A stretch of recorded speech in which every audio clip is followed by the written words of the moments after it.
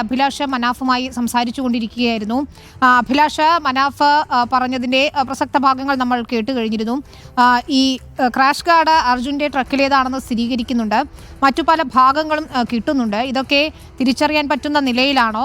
മനാഫ് ഇക്കാര്യങ്ങളിൽ ഒരു തൃപ്തനാണെന്ന് തോന്നുന്നു അല്ലേ തിരച്ചിലിൽ?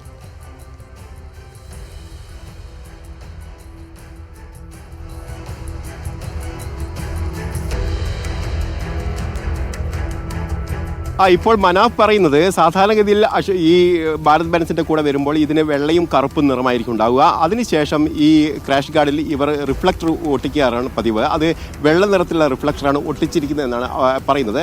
ഈ കണ്ടെത്തിയിരിക്കുന്ന ഈ ക്രാഷ് ഗാർഡ് ഇതിന് വണ്ടിയുടെ തന്നെയാണ്, അതായത് ഭാരത് ബെൻസിൻ്റെ തന്നെയാണ് എന്നുള്ള കാര്യത്തിൽ അദ്ദേഹത്തിന് ഒരു സംശയവുമില്ല. അതോടൊപ്പം തന്നെ കൂടുതൽ ഭാഗങ്ങൾ ഇപ്പോൾ പുഴയിലെ തെരച്ചിൽ നിന്ന് കിട്ടിയിട്ടുണ്ട്. ആ ഭാഗങ്ങൾ ഏതൊക്കെയാണ് എന്ന് ഇപ്പോൾ നമുക്ക് മനസ്സിലാക്കാൻ കഴിയില്ല. പക്ഷേ ഡ്രഡ്ജിംഗ് കമ്പനിയുടെ ഉടമ പറഞ്ഞിരിക്കുന്നത് കുറച്ച് സമയങ്ങൾക്ക് ശേഷം, അതായത് കുറേ കൂടി സാധനങ്ങൾ കിട്ടിയതിന് ശേഷം അതിൻ്റെ സ്ഥിരീകരണത്തിനായി തങ്ങളെ വിളിക്കാമെന്നുള്ള ഒരു കാര്യമാണ് പറഞ്ഞിരിക്കുന്നത്. അതിനുശേഷം ആ കാര്യങ്ങളൊക്കെ പോയിട്ട് സ്ഥിരീകരിക്കാൻ അദ്ദേഹത്തിന് കഴിയുകയും ചെയ്യും.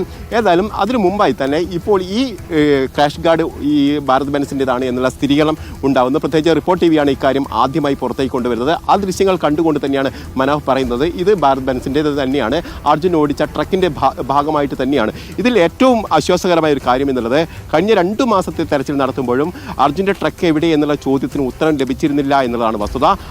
ആ ചോദ്യത്തിലുള്ള ഉത്തരത്തിലേക്ക് എത്താൻ കഴിയുന്നു എന്നുള്ളതാണ് കാര്യം. കാരണം ഷിരൂരിലെ ഈ ഗംഗാവാലി പുഴയിലേക്ക് അർജുൻ്റെ ട്രക്ക് പതിച്ചിരിക്കുന്നു. ഇതിൻ്റെ ആഴങ്ങളിൽ എവിടെയോ അർജുൻ്റെ ട്രക്ക് ഉണ്ട് എന്ന് ഉറപ്പ് വരുത്തുന്നതാണ്, അല്ലെങ്കിൽ അത് സ്ഥിരീകരിക്കുന്ന ഒരു വിവരം തന്നെയാണ് ഇപ്പോഴുള്ളത്. അതോടൊപ്പം തന്നെ ഈ ട്രക്ക് പൂർണ്ണമായും കേടുകൂടാതെ അല്ലെങ്കിൽ അപകടത്തിൽ ഏതെങ്കിലും ദുരന്തത്തിൽപ്പെട്ട മുറിഞ്ഞു പോകാതെയൊന്നും ആയിരിക്കാനുള്ള സാധ്യതയില്ല. പ്രത്യേകിച്ച് ഇപ്പോൾ ഈ ക്രാഷ് ഗാർഡ് കണ്ടെത്തിയിരിക്കുന്നത് മുറിഞ്ഞു പോയിരിക്കുന്ന ഭാഗമാണ്. അതുകൊണ്ട് തന്നെ ഒരു പക്ഷേ ഈ ഭാരത് ബെൻസിന് കാര്യമായ കേടുപാടുകൾ സംഭവിക്കാനുള്ള ഒരു സാധ്യതയുണ്ട്. നേരത്തെ അദ്ദേഹം ഇതിൻ്റെ ക്യാബിന് വലിയ തരത്തിലുള്ള കേടുപാടുകൾ സംഭവിക്കാൻ സാധ്യതയില്ല എന്നുള്ള കാര്യങ്ങളൊക്കെ അദ്ദേഹം പറഞ്ഞിരുന്നെങ്കിൽ പോലും ഇപ്പോൾ അത് കൃത്യമായി തന്നെ മനസ്സിലാക്കാൻ കഴിയുന്നത് അതിനും കാര്യമായ പ്രശ്നങ്ങൾ സംഭവിക്കാനുള്ള സാധ്യതയുണ്ട്, കേടുപാടുകൾ സംഭവിക്കാനുള്ള സാധ്യതയുണ്ട്.